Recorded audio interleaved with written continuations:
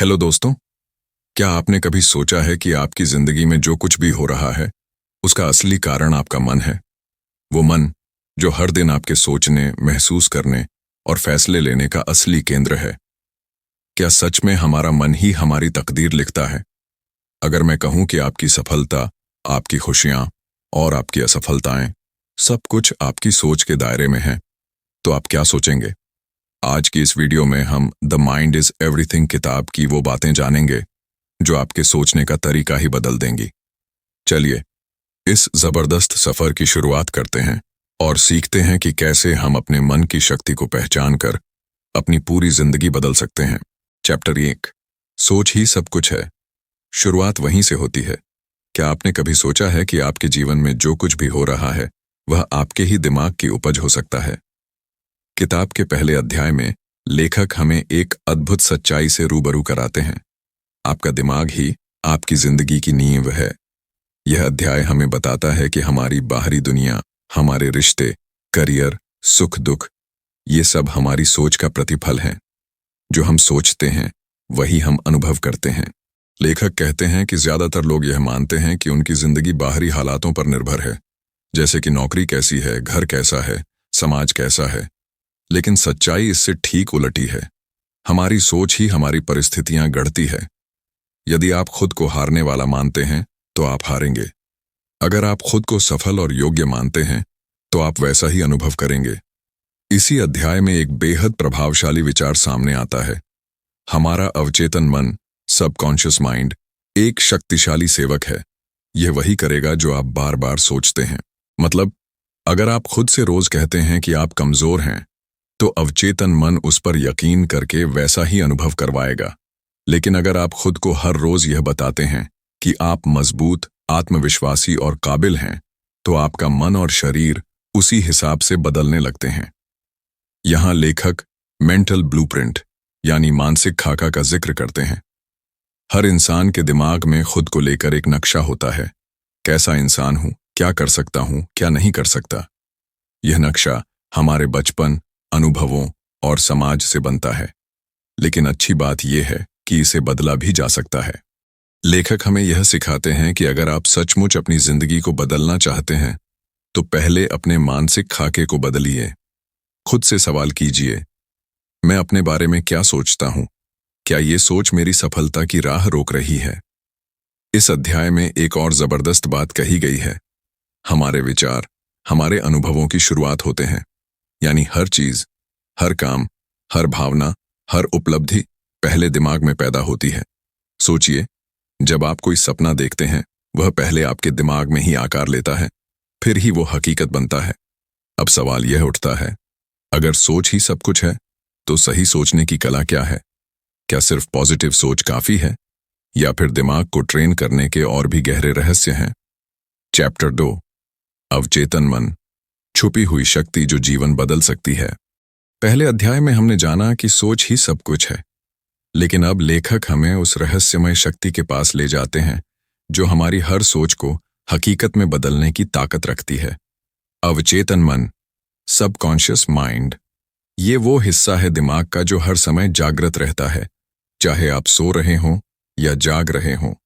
यह बिना किसी सवाल जवाब के, बिना किसी विरोध के, हर उस विचार को स्वीकार कर लेता है जो बार बार दोहराया जाता है। और यही इसकी सबसे बड़ी शक्ति है, या कहें सबसे बड़ी कमजोरी भी, अगर हम इसका सही इस्तेमाल न करें। लेखक हमें समझाते हैं कि अवचेतन मन एक कंप्यूटर प्रोग्राम की तरह है। वह सिर्फ वही कमांड्स फॉलो करता है जो आपने उसे बार बार दिए हैं, बचपन से लेकर आज तक। अगर किसी को बार बार यह कहा गया है कि वो बेकार है, तो उसका अवचेतन उस बात को सच मानकर वैसे ही अनुभव बनाने लगेगा। इस अध्याय में लेखक एक चौंकाने वाली बात बताते हैं। हमारा 95% व्यवहार हमारे अवचेतन मन से संचालित होता है। यानी हम जो करते हैं, सोचते हैं, महसूस करते हैं, वो सब किसी न किसी पुराने बिलीफ सिस्टम से चलता है जो हमारे अंदर गहरे बैठा है। अब सवाल उठता है कि क्या इन पुराने बिलीफ सिस्टम्स को बदला जा सकता है? ठीक, दृश्यकरण, विजुअलाइजेशन।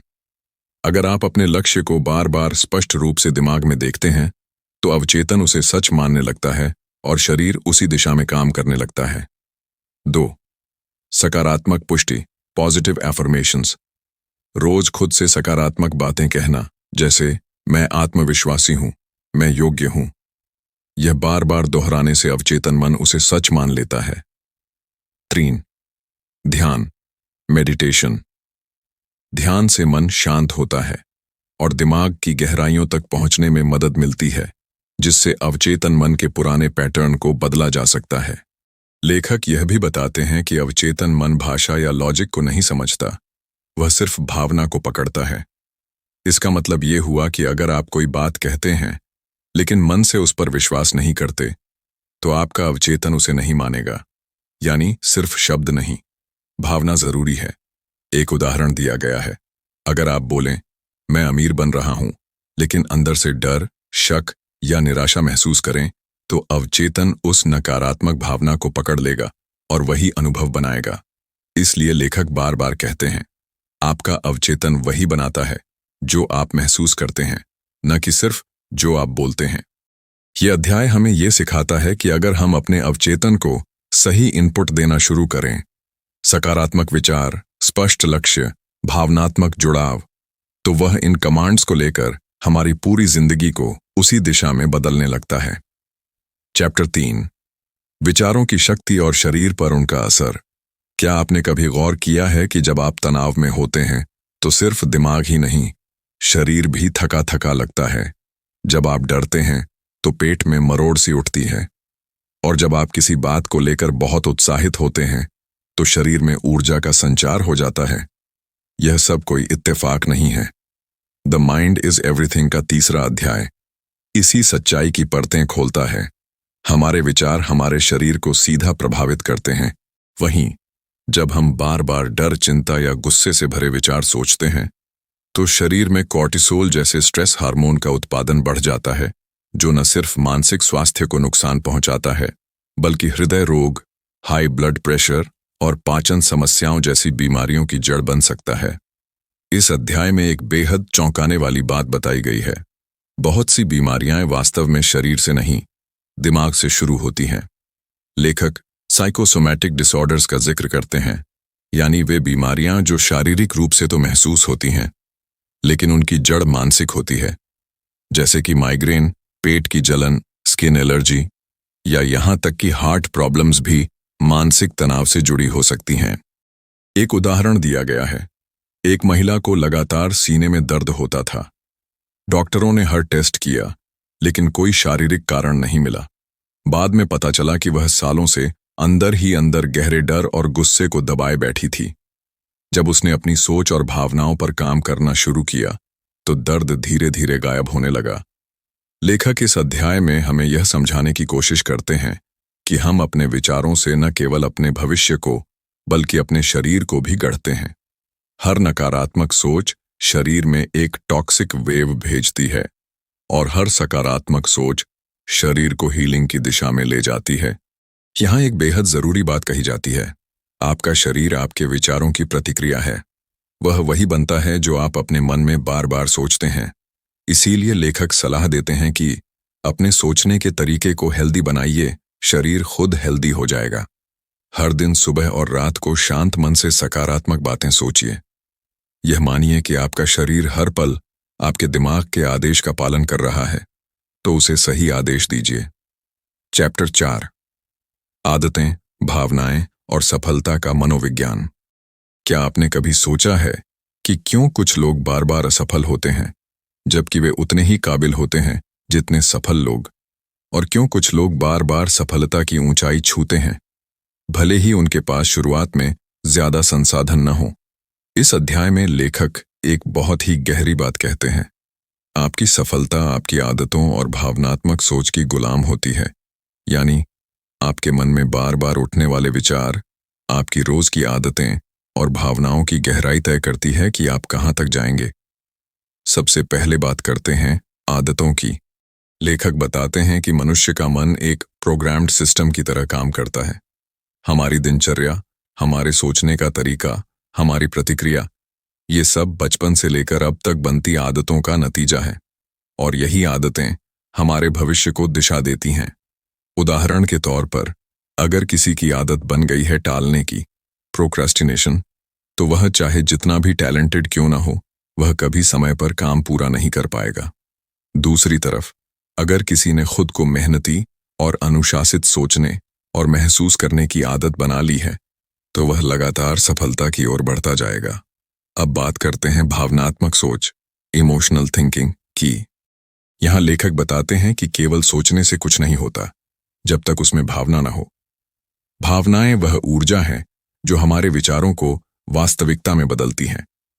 जब आप किसी लक्ष्य को सिर्फ सोचते नहीं, बल्कि उसे लेकर भीतर से उत्तेजित और जुड़ा हुआ महसूस करते हैं, तभी वह विचार अवचेतन मन में गहराई से बैठता है और आपको उस दिशा में खींचने लगता है। इस अध्याय में लेखक इमोशनलाइज्ड हैबिट्स की बात करते हैं, मतलब वो आदतें जो भावना से जुड़ी होती हैं। जैसे कि कुछ लोगों को गुस्से में चीजें तोड़ने की आदत होती है, तो कुछ लोग थोड़ा भी डर लगते ही खुद को छोटा और बेकार मानने लगते हैं। लेखक कहते हैं, अगर आपकी भावनाएं बार बार किसी नकारात्मक आदत के साथ जुड़ जाती हैं, तो वह आदत लोहे की जंजीर बन जाती है, जिसे तोड़ना मुश्किल हो जाता है। इसलिए वे बताते हैं कि हमें अपनी सोच की भावना को बदलना होगा। आदतें तभी बदलती हैं जब उनके साथ जुड़ी भावना बदले, और भावना तभी बदलती है जब हम अपने विचारों को समझदारी से चुनना शुरू करते हैं। अब यहां आता है एक बेहद जरूरी सूत्र, सोच प्लस भावना जा विश्वास, और विश्वास प्लस दोहराव जा वास्तविकता। यानी अगर आप बार बार खुद को सफल, सक्षम, अनुशासित और योग्य महसूस करते हैं और उस भावना को भीतर गहराई तक उतारते हैं, तो आपका अवचेतन उस बात पर विश्वास करने लगता है, और जैसे ही विश्वास बन गया, वास्तविकता बनने की प्रक्रिया शुरू हो जाती है। इस अध्याय में लेखक हमें सुझाव देते हैं, हर सुबह खुद से एक सकारात्मक भावना के साथ कहें, मैं बदलाव के लिए तैयार हूं। छोटी छोटी अच्छी आदतें चुनें और उन्हें खुशी के साथ अपनाएं, जैसे मुस्कुराना, दूसरों की सराहना करना या काम समय पर पूरा करना। जब भी नकारात्मक भावना उठे, उससे भागें नहीं, उसे समझें, स्वीकार करें और धीरे धीरे उसकी जगह सकारात्मक सोच की भावना बैठाएं। चैप्टर 5, मानसिक नक्शा, आपकी जिंदगी का छिपा हुआ खाका। क्या आपने कभी सोचा है कि कुछ लोग लाख कोशिशों के बाद भी वही पुरानी जिंदगी जीते रहते हैं, जबकि कुछ लोग बिना ज्यादा संघर्ष के बड़ी ऊंचाइयों तक पहुंच जाते हैं? लेखक इस अध्याय में इसका गहरा कारण बताते हैं। आपका मेंटल ब्लूप्रिंट यानी मानसिक नक्शा। हर इंसान के भीतर एक नक्शा होता है जो यह तय करता है कि वह कितना सफल होगा, कितना पैसा कमा पाएगा, कैसी सेहत रखेगा और किन रिश्तों को बनाए या बिगाड़ेगा। यह नक्शा बचपन से बनता है, माता पिता की बातों से, स्कूल के अनुभवों से, समाज की धारणाओं से और खुद की सोच से। लेखक कहते हैं कि यह मेंटल ब्लूप्रिंट एक थर्मोस्टेट की तरह काम करता है। जैसे कोई कमरे का तापमान 24 डिग्री पर सेट हो और अगर बाहर से ठंडी या गर्म हवा आ जाए तो भी ऐसी खुद ब खुद 24 डिग्री पर वापस ले आता है। वैसे ही अगर कोई इंसान का आत्मसम्मान, धन संस्कार या सफलता संस्कार किसी सीमित स्तर पर सेट है, तो भले ही वह थोड़ी देर के लिए आगे बढ़ भी जाए, लेकिन उसका मन फिर से उसे उसी पुराने स्तर पर खींच लाता है। इसीलिए कुछ लोग बार बार अच्छा कमाते हैं, फिर खो देते हैं। कुछ लोग अच्छे रिश्ते बनाते हैं, फिर तोड़ लेते हैं, क्योंकि उनका आंतरिक नक्शा कहता है, तू इससे ज्यादा डिजर्व नहीं करता। अब सवाल उठता है, क्या इस मानसिक नक्शे को बदला जा सकता है? लेखक का उत्तर है, हाँ, लेकिन इसके लिए बहुत जागरूक और निरंतर प्रयास करना पड़ता है। इस अध्याय में बताया गया है कि मानसिक नक्शा कैसे बनता है। 1. बचपन की बातें। पैसा बुरा होता है, तुमसे कुछ नहीं होगा, दुनिया भरोसे के लायक नहीं। ऐसी बातें हमारे दिमाग में गहरे बैठ जाती हैं और नक्शा बना देती हैं। 2. अनुभवों की व्याख्या। किसी ने एक बार रिजेक्ट किया और हमने मान लिया कि हम योग्य नहीं हैं। 3. स्वचर्चा, सेल्फ टॉक। हम खुद से क्या बातें करते हैं, वो हर दिन हमारे नक्शे को या तो मजबूत करता है या उसे सुधारता है। अब लेखक एक बहुत ही शक्तिशाली प्रक्रिया बताते हैं, रीप्रोग्रामिंग द ब्लूप्रिंट। इसमें 3 चरण होते हैं। 1. अवेयरनेस, जागरूकता। सबसे पहले यह पहचानो कि आपका नक्शा अभी क्या कहता है। क्या आप सोचते हैं कि मैं ज्यादा पैसा डिजर्व नहीं करता, या मेरी किस्मत ही खराब है? तो रीराइट, पुनर्लेखन। अब उस पुराने विश्वास को पहचान कर नया विश्वास लिखिए, जैसे मैं हर दिन समृद्धि के लायक बनता जा रहा हूं। 3. इमोशनल रीइंफोर्समेंट, भावनात्मक पुष्टि। हर दिन उस नए विश्वास को भावना के साथ महसूस करो, सिर्फ शब्द नहीं, पूरा भावनात्मक अनुभव लाओ, मानो वो सच्चाई बन चुका हो। लेखक कहते हैं, आपका मन नक्शा तभी मानेगा जब आप उसे गहराई से महसूस करेंगे। सिर्फ दोहराने से नहीं, जीने से बदलाव होता है। इस अध्याय में एक और गहरी बात कही गई। आपकी बाहरी दुनिया आपकी भीतरी मानसिक छवि का ही प्रतिबिंब है। अगर आप बाहर कुछ बदलना चाहते हैं तो पहले भीतर की स्क्रिप्ट बदलनी होगी। चैप्टर 6, डर, मन की सबसे बड़ी बंदिश और उससे आजादी। डर यह एक ऐसा एहसास है जो हर इंसान को कभी ना कभी परेशान करता है।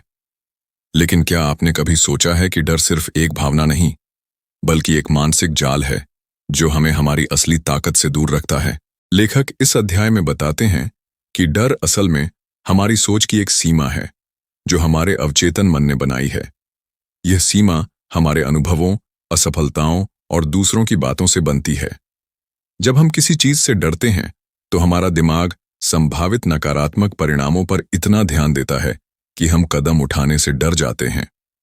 डर की वजह से ही हम नए अवसरों से दूर रहते हैं, अपनी योग्यता को कम आंकते हैं और अपनी क्षमता से भी कम काम करते हैं। किताब में लेखक ने बताया है कि डर केवल एक कल्पना है, यह वास्तविकता नहीं, बल्कि एक सोच का परिणाम है। यहाँ एक दिलचस्प तथ्य है, जब आप डर के बारे में सोचते हैं तो आपका शरीर फाइट या फ्लाइट प्रतिक्रिया में चला जाता है, जिससे आपके शरीर में तनाव हार्मोन निकलते हैं और आपकी सोच और निर्णय क्षमता प्रभावित होती है। लेखक हमें बताते हैं कि डर को समझना और उसे नियंत्रित करना ही मानसिक स्वतंत्रता का रास्ता है। वे 3 तरीके सुझाते हैं। 1. डर का सामना करें। डर को टालने या दबाने के बजाय उसका सामना करें। जितनी बार आप डर का सामना करेंगे, वह उतना ही कमजोर होगा। तो डर को नाम दें, अपने डर को पहचानें और उसका नाम दें। जब आप अपने डर को पहचानते हैं तो उसका प्रभाव कम हो जाता है। 3. सकारात्मक सोच से डर को चुनौती दें। अपने मन में डर के विपरीत सकारात्मक विचारों को लगातार दोहराएं। उदाहरण के लिए, अगर आप असफलता से डरते हैं तो खुद से कहें, असफलता से मैं सीखता हूं और मजबूत बनता हूं। लेखक एक उदाहरण देते हैं। एक व्यक्ति जो सार्वजनिक बोलने से डरता था, उसने धीरे धीरे छोटे छोटे कदम उठाए, खुद को छोटे समूहों में बोलने की आदत डाली और अपनी सोच को बदला। कुछ महीनों में वह खुद को बड़ी सभाओं में भी आत्मविश्वास से बोलते पाया। अब एक सवाल जो आपको सोचने पर मजबूर कर देगा, क्या डर आपकी अपनी सोच की बनाई हुई एक दीवार है जिसे आप तोड़ सकते हैं? और अगर हां, तो पहला कदम आप कब और कैसे उठाएंगे? इस सवाल का जवाब और डर से पूरी तरह आजादी पाने के तरीके अगले अध्याय में मिलेंगे, जहां हम सीखेंगे कि कैसे अपने मन की शक्ति को पूरी तरह से जागृत किया जाए। क्या आप अपनी आंतरिक शक्ति को पहचानने के लिए तैयार हैं? चैप्टर 7, मन की पूरी शक्ति को जागृत करना और जीवन में उसे लागू करना। इस अंतिम अध्याय में लेखक हमें एक बड़ी सच्चाई से रूबरू करवाते हैं। आपका मन आपकी सबसे बड़ी ताकत है और जब आप इसे सही दिशा में उपयोग करते हैं तो कोई भी चीज आपको रोक नहीं सकती। किताब में बताया गया है कि हमारी सोच, आदतें, भावनाएं और मानसिक नक्शा, मेंटल ब्लूप्रिंट, जितने भी शक्तिशाली हों, अगर हम उन्हें जागरूक रूप से नियंत्रित न करें तो वे हमें रोक भी सकते हैं। लेकिन अगर हम अपनी मानसिक शक्तियों को समझकर सही दिशा में इस्तेमाल करें तो हम अपने जीवन के हर क्षेत्र में असाधारण सफलता पा सकते हैं। लेखक ने इस अध्याय में 3 मुख्य बिंदुओं पर जोर दिया है। 1. ध्यान और मानसिक नियंत्रण। हमारा दिमाग अक्सर व्यस्त रहता है, भविष्य की चिंता, अतीत के गम और रोजमर्रा की उलझनों में। इसलिए ध्यान, मेडिटेशन और मानसिक एकाग्रता, फोकस बहुत जरूरी है।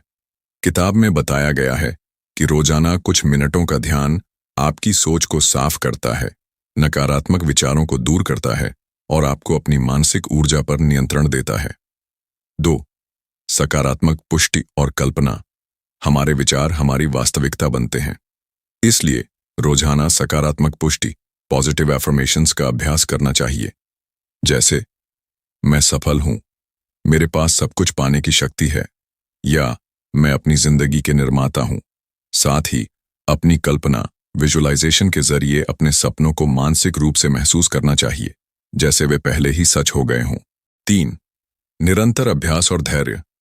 यहां लेखक सबसे जरूरी बात कहते हैं, कोई भी बदलाव रातों रात नहीं आता। सफलता और मानसिक बदलाव के लिए निरंतर अभ्यास और धैर्य चाहिए। चाहे आप अपनी सोच बदलें, आदतें सुधारें या डर को मात दें, यह सब एक प्रक्रिया है। लेकिन लगातार सच्चे इरादों के साथ काम करने पर परिणाम अवश्य मिलते हैं। इस अध्याय में लेखक ने जीवन के लिए कुछ अनमोल सुझाव भी दिए हैं, जो आपकी जिंदगी को दिशा देंगे। अपने मन की सुनिए, लेकिन उसे नियंत्रित करना सीखिए। हर विचार पर ध्यान मत दीजिए, पर जो अच्छे और सकारात्मक हों, उन्हें मजबूत कीजिए। अपने आप को प्रेरित करने वाले लोगों और किताबों के साथ समय बिताइए। सकारात्मक माहौल आपके मन की शक्ति को बढ़ाता है। छोटे छोटे लक्ष्य बनाइए और उन्हें पूरे करने पर खुद को पुरस्कृत कीजिए। इससे आपका आत्मविश्वास बढ़ेगा। अपने नकारात्मक विचारों और आदतों को पहचानिए और उन्हें बदलने की योजना बनाइए। बदलाव की शुरुआत जागरूकता से होती है। सपनों को केवल सोचने तक सीमित न रखें, उन्हें पूरा करने के लिए रोज एक कदम जरूर उठाइए। अंत में एक सवाल आपके लिए, क्या आप तैयार हैं अपने मन की पूरी ताकत को पहचानने और अपने जीवन की दिशा पूरी तरह से बदलने के लिए? अगर आपका जवाब हाँ है, तो द माइंड इज एवरीथिंग की शिक्षाएं आपके लिए सबसे बड़ा सहारा होंगी। क्योंकि याद रखिए, आपका मन आपका सबसे बड़ा साथी भी है और सबसे बड़ा हथियार भी। धन्यवाद।